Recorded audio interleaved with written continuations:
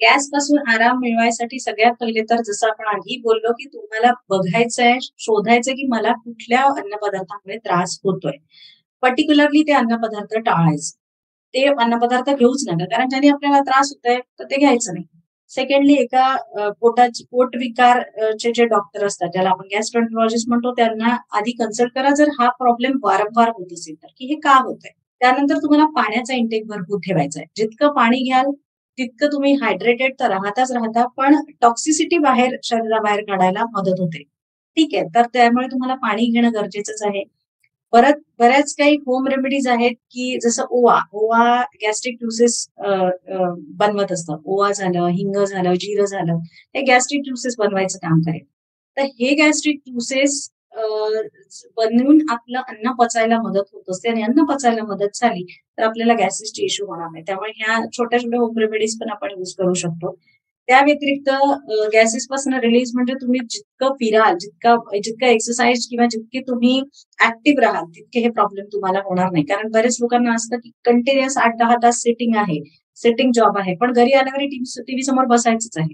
खायचंय, बसायचंय, खायचं. त्यामुळे आपण सकाळी उठल्यापासून पहिलं तर खायचंच काम करतो. काहीतरी चहा, कॉफी काहीतरी घेऊ. त्यानंतर त्यासोबत बिस्किट असतात, जी मैदा असतात, जी गरजेचं आहे. त्यानंतर आपण नाश्ता करू. त्यानंतर आपण बसलेलंच काम करत असतो.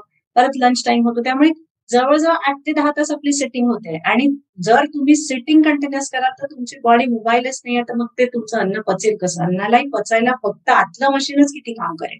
HCl प्रॉपर जरी पोटात आहे, पण तरी आपल्याला स्वतःच्या शरीराची हालचाली ठेवणं गरजेचं असतं. त्या व्यतिरिक्त पण बरेच लोकांना खाल्ल्या-खाल्ल्या जसं रात्रीचं जेवण आपण असं म्हणतो, की लाईट घ्यायचं. शक्यतोवर थोडं कमी खा. अर्धी पोळी कमी खाऊन झोपलात तर चालेल.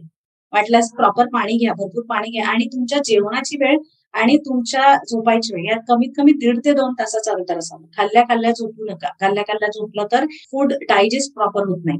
आणि सोबत तुम्हाला जेवल्यानंतर शतपावली म्हणजे 100 पावलं तरी मिनिमम चालायचंय. शतपावली त्याला त्याचसाठी नाव दिलेलं आहे, की 100 पावलं तरी चाला जेणेकरून तुम्ही जे काही खाल्लंय ते अन्न तुम्हाला पचवता येईल. आणि खूपच सिव्हिअर त्रास असेल तर तुम्हाला थोडी सवय लावून घ्यावी लागेल, की वज्रासनात बसायचंच आहे. वज्रासनात बसल्याने पण आपलं अन्न पचायला मदत करत असते. त्यामुळे ह्या छोट्या-छोट्या गोष्टी आहेत, की ज्या तुम्ही जर नेहमी फॉलो केल्या तर तुम्हाला गॅसेसचा त्रास होणार नाही.